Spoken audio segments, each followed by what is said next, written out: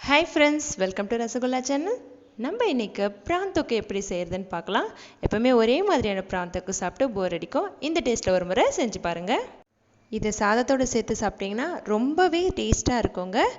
இது எப்படி செய்யறதுன்னு பார்க்கறதுக்கு முன்னாடி நம்ம சேனலை இதுவரை சப்ஸ்கிரைப் பண்ணாதவங்க சப்ஸ்கிரைப் பண்ணிக்கோங்க. நான் இந்த prawn தொக்கு செய்யறதுக்கு ஒரு 1/2 கிலோ prawn வாஷ் பண்ணி வச்சிருக்கேன். அதோட 1/4 ஸ்பூன் அளவுக்கு உப்பு, 1/4 ஸ்பூன் அளவுக்கு மஞ்சள்தூள், 1 ஸ்பூன் தயிர், கெட்டியான தயிர் எடுத்துக்கோங்க. 1 ஸ்பூன் அளவுக்கு இஞ்சி பூண்டு பேஸ்ட். இது எல்லாத்தையும் சேர்த்துட்டு நல்லா மிக்ஸ் பண்ணி ஒரு 10லேருந்து 15 நிமிஷம் போல் அப்படியே வச்சுருங்க. இது ஊறட்டும். அதுக்குள்ளே இதுக்கு தேவையான மசாலாவை நம்ம எப்படி செய்கிறதுன்னு பார்க்கலாம்.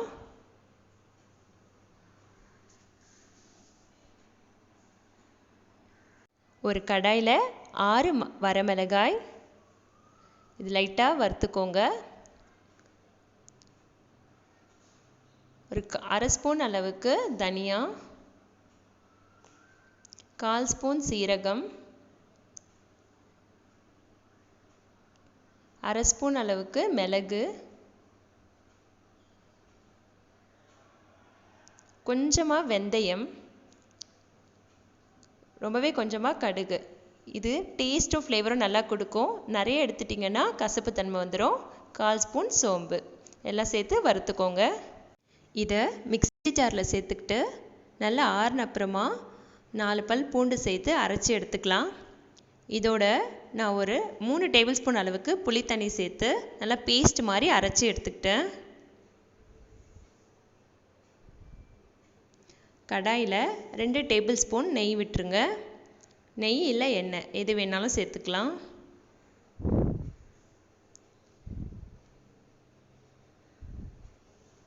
பொடியாக நறுக்கின வெங்காயம், 2 வெங்காயம் பொடியாக நறுக்கி வச்சுருக்கேன். அதை சேர்த்துட்டு நல்ல பொன்னிறமாக ஆகிற வரையும் நல்லா வறுத்துக்கோங்க.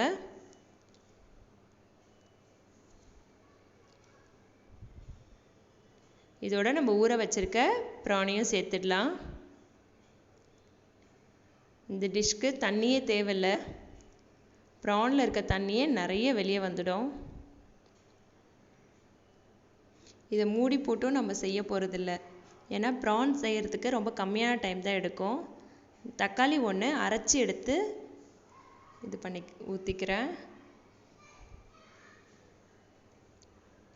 நீங்கள் வேணும்னா சின்ன சின்னதாக கட் பண்ணி தக்காளி போட்டுக்கலாம். தேவையான அளவு உப்பு.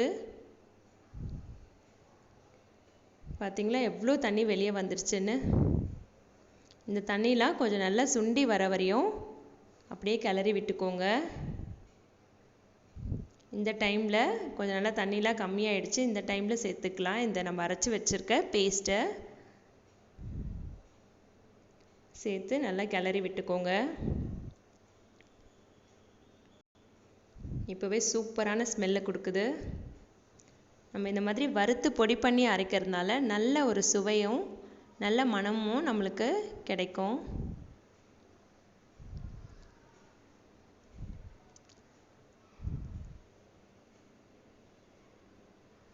உங்களுக்கு வேணும்னா நீங்கள் இந்த ஸ்டேஜில் ஒரு 5 நிமிஷம் போல் மூடி வச்சுட்டு அதுக்கப்புறமா நல்லா கிளறி விட்டுக்கலாம்.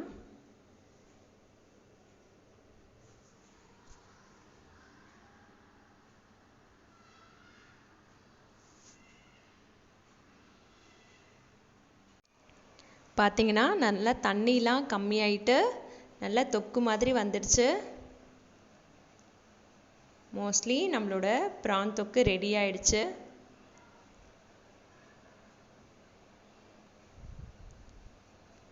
நம்ம விட்ட நெய்லாம் கொஞ்சம் கொஞ்சமாக வெளியே வருது. இந்த ஸ்டேஜில் கருவேப்பிலையை சேர்த்துக்கலாம்.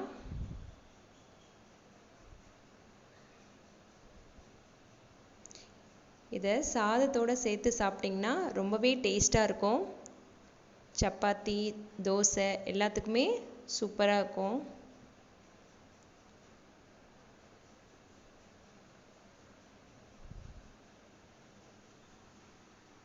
சுவையான ப்ரான் தொக்கு தயார். இந்த வீடியோ உங்களுக்கு பிடிச்சிருந்துச்சுன்னா லைக் பண்ணுங்கள். உங்களோட கமெண்ட்ஸை எனக்கு கீழே கமெண்ட் செக்ஷனில் சொல்லுங்கள். Thank you friends.